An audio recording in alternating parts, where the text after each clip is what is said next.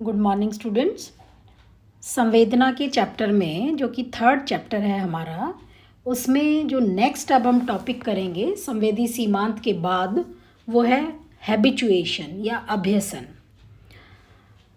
तो बच्चों, अभ्यसन एक ऐसी प्रक्रिया है जिसमें प्राणी उस उद्दीपक के प्रति उत्तरोत्तर यानी बढ़ते हुए क्रम में कम मात्रा में अनुक्रिया करता है जो उसके सामने बार बार उपस्थित किया जाता है।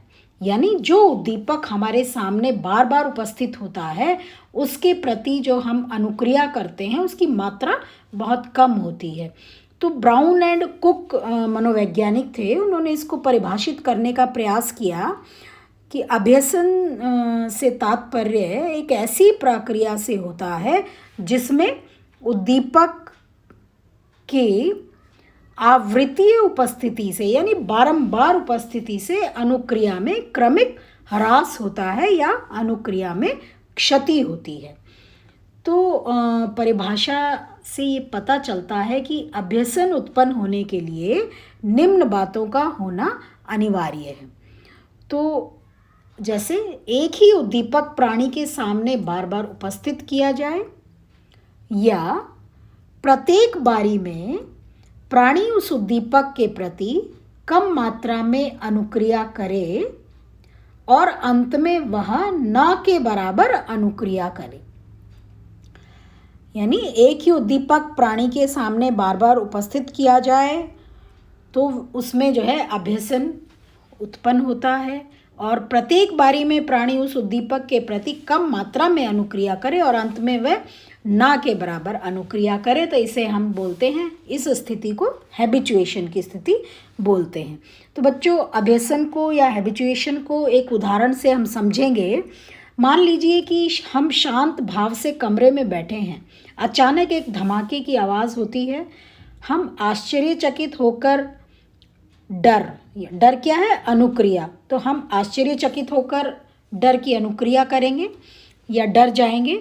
अब मान लिया जाए कि वही आवाज़ उसी तीव्रता के साथ थोड़े थोड़े समय अंतराल के बाद होने लगती है। तो ऐसी अवस्था में आश्चर्यचकित होने एवं डर जाने की अनुक्रिया की मात्रा धीरे धीरे कम होने लगेगी और अंत में लगभग ये दोनों ही अनुक्रियाएं समाप्त हो जाएंगी। तो इसे ही हम अभ्यसन कहते हैं या हैबिचुएशन कहते हैं। इसी तरह से ढीले ढीले अर्थ में या शॉर्ट रूप में अभ्यसन जो है पर्यावरण या वातावरण के साथ एक तरह का समायोजन है। अभ्यसन संवेदी थकान या अनुकूलन से भिन्न होता है, हालांकि इसमें भी उद्दीपक की बारंबार प्रस्तुति से अनुक्रिया की मात्रा में उत्तरोत्तर कमी होती चली जाती है।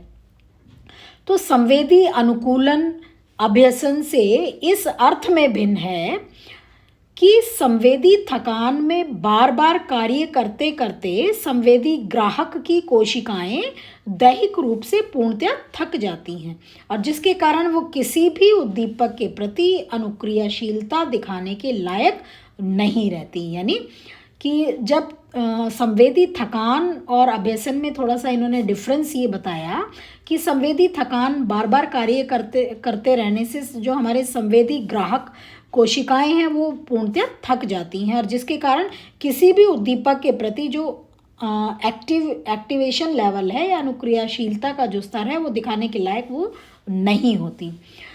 तो इसकी जांच के लिए कोई नया उद्दीपक हम उसे देकर आसानी से हम इसकी जांच कर सकते हैं। जैसे यदि जिस धमाके की आवाज़ से आश्चर्य या डर की अनुक्रिया होती है उसी से मिलता जुलता अगर दूसरी आवाज़ उत्पन्न करके पुनः आश्चर्य एवं डर की अनुक्रिया व्यक्ति करता है तो ये स्पष्ट होता है कि व्यक्ति के संवेदी ग्राहक में थकान उत्पन्न हुई है, अर्थात इसमें संवेदी थकान या अनुकूलन की प्रक्रिया की शुरुआत नहीं हुई थी और जो आश्चर्य एवं डर की अनुक्रिया में पहले उत्तरोत्तर कमी आई थी उसका कारण हैबिचुएशन ही था।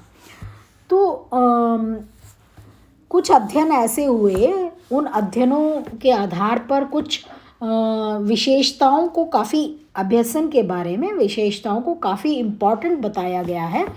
कि पहली जो विशेषता है कि अभ्यसित अनुक्रिया या अभ्यसन उत्पन्न होने के बाद जब हैबिचुएशन की स्थिति उत्पन्न होती है तो उसके बाद उद्दीपक की उपस्थिति पर लगाई गई रोक के बाद भी अभ्यसित अनुक्रिया समय बीतने के साथ पुनः उत्पन्न होने लगती है। तो मनोवैज्ञानिकों द्वारा किए गए अध्ययनों से ये स्पष्ट होता है कि अभ्यसन उत्पन्न होने के बाद भी प्राणी थोड़े समय बाद तक सामान्य से कम मात्रा में अनुक्रिया करता रहता है और ऐसी धारण अवधि भिन्न भिन्न लोगों में अलग अलग होती है।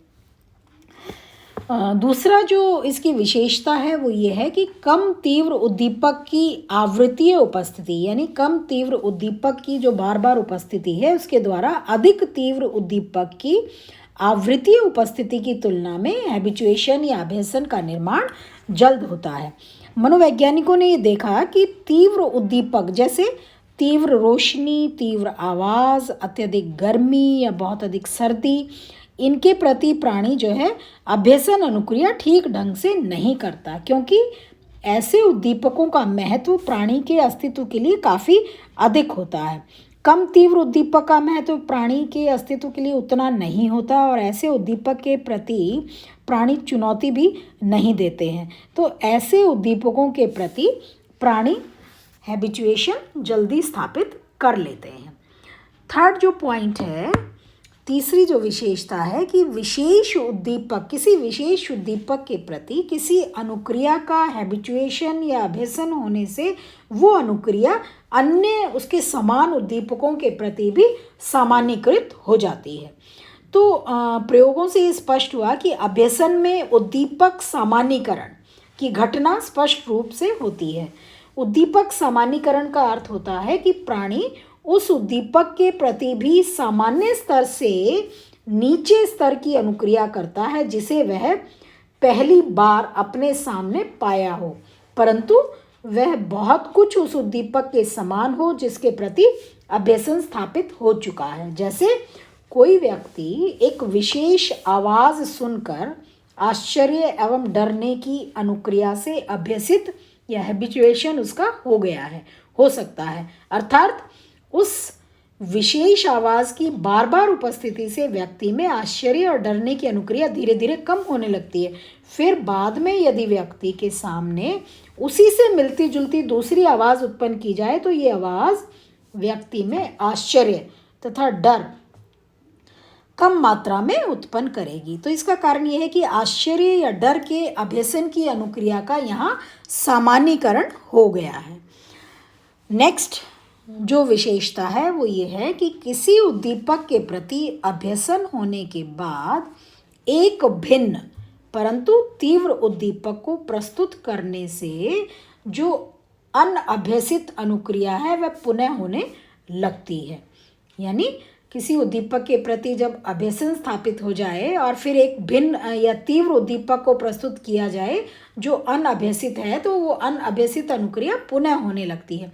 किसी उद्दीपक के प्रति अनुक्रिया का अभ्यसन होने के बाद यदि तीव्र उद्दीपक दिया जाता है और फिर उसके बाद सबसे पहले वाला उद्दीपक वापस उपस्थित किया जाता है जिसके प्रति अभ्यसन अनुक्रिया हुई थी, वो उद्दीपक यदि उपस्थित उसके बाद किया जाता है तो ऐसी स्थिति में जो अनअभ्यसित अनुक्रिया है अपनी पूर्ण शक्ति के साथ पुनः होते पाई जाती है। तो इस प्रक्रिया को हम डिसहैबिचुएशन यानी अनाभ्यसन की संज्ञा देते हैं। फॉर एग्जाम्पल, किसी विशेष तीव्रता स्तर की आवाज़ के बार बार उपस्थिति के प्रति व्यक्ति में उत्पन्न डर या आश्चर्य की अनुक्रिया का अभ्यसन स्थापित हो जाता है और इसके बाद अचानक तीव्र रोशनी के साथ पहले से भी अधिक तीव्र आवाज़ एक साथ उत्पन्न कर दी जाती है।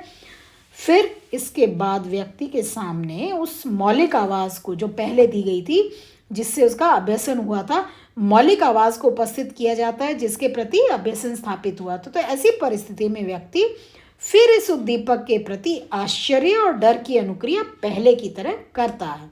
तो इस प्रक्रिया को हम अनाभ्यसन की प्रक्रिया कहते हैं। तो इस तरह से स्पष्ट है बच्चों कि अभ्यसन जो है वो अभ्यसन में प्राणी ये सीख लेता है कि परिस्थिति का कौन सा पहलू हानि रहित है या ध्यान देने योग्य नहीं है। इसका परिणाम ये होता है कि वह पुरानी या बार बार सामने उपस्थित जो पहलू है वो हानि रहित है या ध्यान देने योग्य नहीं है। तो इसका परिणाम ये है कि बार बार सामने उपस्थित होने वाले उद्दीपक पर ध्यान न देकर कुछ नए उद्दीपक पर वो ध्यान देता है और फिर नई चीज़ों के बारे में ज्ञान प्राप्त करता है। तो इस तरह से बच्चों, अभ्यसन क्या है?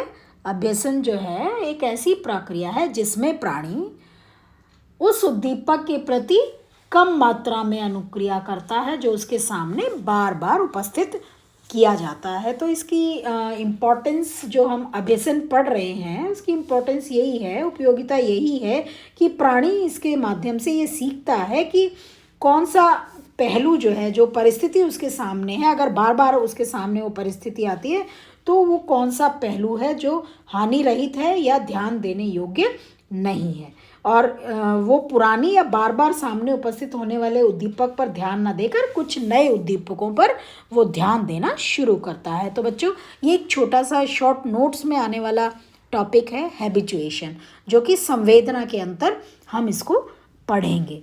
तो आप लोग ध्यान से इस वीडियो को सुने और इसके जो नोट्स हैं वो मैं आपको व्हाट्सएप करूँगी। व्हाट्सएप आप लोग बड़े ध्यान से देखें। First year BA part 1D के नाम से आपका व्हाट्सएप ग्रुप बना हुआ है और उसमें आप जो है पेपर फर्स्ट मैं पढ़ा रही हूँ और पेपर सेकंड की भी वीडियोस उसमें डल रहे हैं। तो हिंदी, हिस्ट्री और साइकोलॉजी 3 सब्जेक्ट उसमें चल रहे हैं। तो आप बड़े ध्यान से अपनी स्टडी करें। Thank you.